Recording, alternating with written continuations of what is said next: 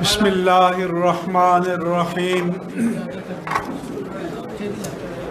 جو ڈکلیریشن پڑھ کر سنایا گیا ہے اس کی تائید اور توثیق کے ساتھ میں چند گزارشات پیش کروں گا۔ سب سے پہلے یہ کہ انشاءاللہ تعالی آج سے مساجد پر لاک ڈاؤن کا اطلاق نہیں ہوگا اور لاک ڈاؤن کی اصطلاح استعمال نہیں ہوگی، مساجد فنکشنل ہوں گی۔ ہاں، اس بات کی ہم نے عہد کیا ہے کہ جو سوشل ڈسٹنس کا طبی مشورہ ہے اس کو مینٹین کیا جائے گا، اور مسجد میں 5 وقتہ نماز، جمعۃ المبارک، نماز تراویح، اعتکاف، تمام عبادات کا سلسلہ جاری و ساری رہے گا۔ اس کے ساتھ میں پوری عالم انسانیت سے اور آپ سب سے کہنا چاہتا ہوں کہ جب پوری دنیا نے لاک ڈاؤن کے کرب کو، اس کی اذیت کو، اس کے آزار کو محسوس کیا، تو پھر جو 9 مہینے سے مقبوضہ کشمیر کے مسلمان مسلسل لاک ڈاؤن میں ہیں، مسلسل محصور ہیں، ان کی آزادی کے لیے سب کو آواز بلند کرنی چاہیے، اور ہم اس پر ہندوستان کی مکمل مذمت کرتے ہیں، اور ہم ان عالمی اداروں کی بھی مذمت کرتے ہیں کہ جو مقبوضہ کشمیر اور فلسطین کے مسلمانوں کو حقوق دلانے کے لیے، ان کے حق میں آواز بلند کرنے کے لیے تیار نہیں ہیں۔ اسی طرح سے ہم یہ بھی کہنا چاہتے ہیں کہ جس طرح سے وزیر اعظم پاکستان نے کہا کہ لاک ڈاؤن کرو مگر اپنے زمینی حقائق کو بھی محسوس کرو، اس لیے کہ یومیہ مزدور کدھر جائے گا۔ اور کل ہماری تاجروں کے ساتھ میٹنگ تھی، انہوں نے کہا کہ جہاں لاک ڈاؤن ہے وہاں پر ہوٹلز کھلے ہیں، ٹیک اوے کھلے ہیں، آپ ہوٹل پہ بیٹھنے تو نہ دیں، لیکن جس کے گھر میں کوئی کھانے کا انتظام نہیں ہے تو اس کو کوئی ایسا ٹھکانہ تو ہو جہاں سے وہ کھانا خرید سکے۔ اس لیے حکومت کو آنکھیں اور کان کھولنے چاہیے، لوگوں کے مسائل کا اور دکھوں کا ادراک کرنا چاہیے۔ اگر حکومت نہیں کرے گی تو پھر حکومت اور عوام کے درمیان اعتماد کا رشتہ باقی نہیں رہے گا۔ اسی طرح سے میں وزیر اعظم پاکستان سے کہتا ہوں کہ UK کی حکومت نے اپنے پورے عوام سے کہا کہ آپ پرائیویٹ ملازم بھی ہیں تو 80% اسٹیٹ دے گی اور 20% ان کا ادارہ دے۔ تو میں وزیر اعظم پاکستان سے پوچھتا ہوں کہ آپ 12,000 بھی دیں، آپ لوگوں کو راشن بھی پہنچائیں، لیکن دینی مدارس و مساجد کے جو یوٹیلیٹی بلز ہیں ان کو اس پورے سال کے لیے معاف کر دیا جائے، ورنہ 3 ماہ کے لیے مکمل طور پر معاف کر دیا جائے، کیونکہ مساجد بند کر دی آپ نے، مدارس بند کر دی آپ نے، تو پھر جو لوگ ان اداروں سے متعلق ہیں ان کی بقا کا انتظام کیا ہوگا؟ کیا وہ ریاست کی ذمہ داری نہیں ہے؟ تو میں آج سب کے توسط سے گزارش کرتا ہوں کہ آپ اسلام آباد کے اہل اقتدار تک اور یہاں کے اہل اقتدار تک پاکستان کے تمام مظلوموں کے دکھوں کو پہنچائیں، ان کی آواز کو پہنچائیں، اور ریاست کی ذمہ داری ہے کہ پورے ملک کے مسلمانوں کو اور پورے ملک کے باشندوں کو اس مشکل اور مصیبت سے نجات دلائیں اور سب کی مدد کریں، سب کی کفالت کریں۔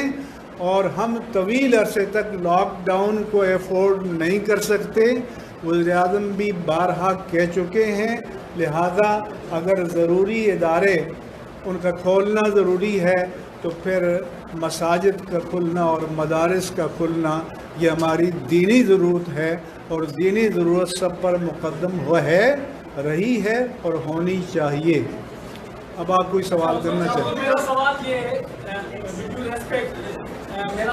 ہے کہ سندھ حکومت نے 144 نافذ کر کے مساجد بند کرنے کا اعلان کیا، آپ لوگوں کو کیس بھی کی، इस वक्त आप फैसला कर रहे हैं, तो सिंध हुकूमत को इस हवाले से आपने बताया है या एतमाद भी दिया है इस मामले पर? नंबर 2 कि सैनिटाइजर लगाना और दीगर चीज़ों का लगाना, बहुत सारी मसाजिद ऐसी हैं कि वहाँ पर अफोर्ड शायद नहीं किया जा सकता, तो क्या उसके लिए कोई मैकेनिज्म तैयार किया है?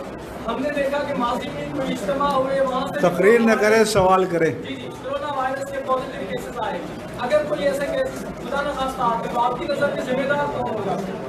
पहली बात तो ये है कि हमने अहले सरवत से भी अपील की है और बहुत सी मस्जिदों को हमने देखा कि जहाँ सैनिटाइज़र गेट लग चुके हैं और लग रहे हैं। इसी तरह से मदारिस वाले अपने वसाइल के मुताबिक सैनिटाइज़र गेट पर रख रहे हैं। मदारिस से कालीनें उठा दी गई हैं, मदारिस की सफाई का अहतमाम हो रहा है। इससे पहले हम गवर्नमेंट के साथ मुकालमा कर चुके हैं और उसके बाद अब हम ये गवर्नमेंट को भी अपना पैगाम देना चाहते हैं कि मस्जिदों के खुला रहने में कोई रुकावट नहीं होनी चाहिए और जहाँ तक तदाबीर का ताल्लुक़ है, हिफाजती इक़दामात का ताल्लुक़ है, उसमें इंशाअल्लाह हम पूरा ताउन करेंगे, मसाजिद की इंतज़ामिया पूरा ताउन करेंगे। और ये भी अर्ज़ कर दूँ कि पुलिस ने बहुत सी ज़्यादतियाँ की हैं, बहुत से मसाजिद पर की हैं, हम उनकी शदीद मज़म्मत करते हैं। अब भी एक इमाम हमारा जेल में है और हुक्मरान वादा एक करते हैं, अमल और होता है, तो हम उनको मुतनब्बे करते हैं कि उस इमाम को अव्वलीन वक्त में, अव्वलीन फुर्सत में आज़ाद कर दिया जाए। और इमाम का काम लोगों को मस्जिद से रोकना नहीं होता, इमाम का काम आने वालों को नमाज पढ़ाना होता है। इमाम अब भी नमाज पढ़ाएंगे, इंतज़ामिया अब भी मसाजिद को मैनेज करेगी और एहतियाती इक़दामात में भी ताउन करेगी, लेकिन सिक्योरिटी के इदारों को भी अदब सिखाया जाए कि मजहबी इदारों में जबर का मुजाहरा न करें। एक SHO ने तो गालियाँ दी, खिंजीर का बच्चा और कुत्ते का बच्चा, तो फिर ये मुआशरा ऐसे किसी कीमत पर कबूल नहीं करेगा। सवाल है कि ये बताइएगा कि मुफ्ती के इजलास हुए जिसमें आपने शिरकत की, आपने भी शदीद मुखालफत की कि मज़हब को नहीं किस बात की मुखालफत की? किस बात की? मसाजिद बंद कर दी। हाँ जी। एक सेकंड में एक बात, मुफ्ती साहब से पहले मैं आप तमाम मीडिया वालों से गिला करना चाहता हूँ। इशू तो सोशल कॉन्टेक्स्ट था ना, तो सोशल कॉन्टेक्स्ट के तो दसियों मज़ाहिर मुआशरे में मौजूद हैं, लेकिन 50 चैनल बैठ जाएं, मस्जिद, नमाज, जमात, जुमा, इसका मतलब है कि निशाना मस्जिद है, निशाना नमाज है, निशाना जुमा है, इससे नफ़रत पैदा होती है। इसलिए मैं मीडिया वालों से, हमारे भाई हैं, दीनी भाई हैं, इनसे गुजारिश करता हूं कि इस तरह का रवैया दीनी इदारों के बारे में इख्तियार नहीं करना चाहिए, इससे नफ़रत पैदा होगी और नफ़रत हमारे लिए अच्छी नहीं है। हमें मोहब्बत को फ़रोग़ देना चाहिए। आप सोशल कॉन्टेक्ट को एड्रेस करें, वो मस्जिद में हो, वो बाज़ार में हो, वो जहाँ चंदे तकसीम हो रहे हैं वहाँ हो, जहाँ आटे तकसीम हो रहे हैं वहाँ हो, जहाँ सुपर स्टोर हैं वहाँ हो, तो आप सबको यकसा ट्रीट करें। मस्जिद को आइंदा निशाना बनाकर हिट करना हमारे लिए काबिल कबूल नहीं होगा।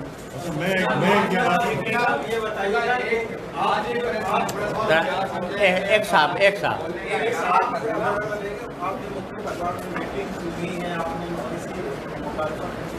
अगर आप जब आपने ये फैसला कर लिया के बाद, अब जबकि सिंध हुकूमत या सूबे हुकूमत इसको ना माने, सारी चीज़ों को प्रजाति को ना माने और उसकी जो पाबंद है, तो क्या तसादुम की तरफ नहीं जाना होगा? उसके लिए क्या तरकीब बनाई आपको? देखिए, मैंने अभी आपको सामने जो एलामिया पढ़ा है उसमें जितनी भी तजावीज़ हैं तो उसमें ये लिखा गया है कि ये हमारा मुतालबा है और साथ ही एक हमने 12 रुकनी कमेटी बनाई है जो इसकी तनफीज़ और अमल दरामद के तरीक़ेकार का जायज़ा लेती रहेगी اور اس کے مطابق وہ آگے اس کے اوپر تنفیذ اور عمل درآمد ہوگا۔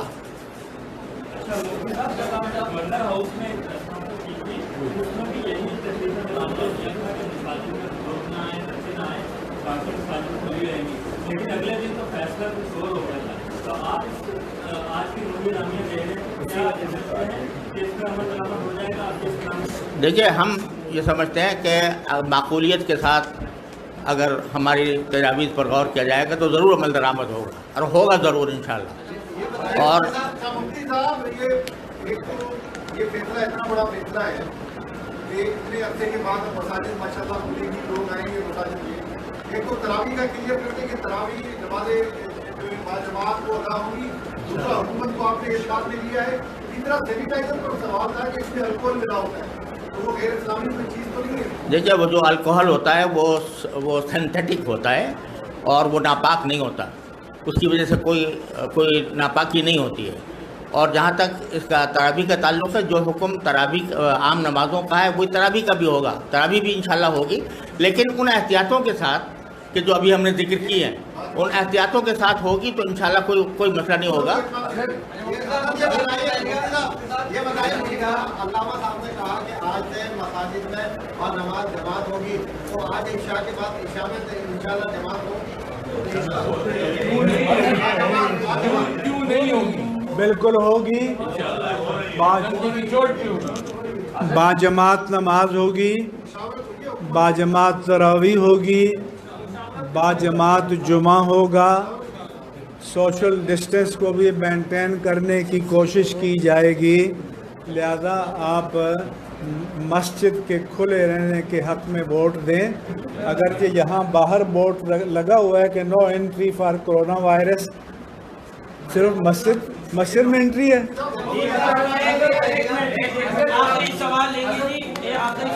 آخری سوال ہے، پھر ہم اجازت چاہیے۔ آخری سوال جی حضرت،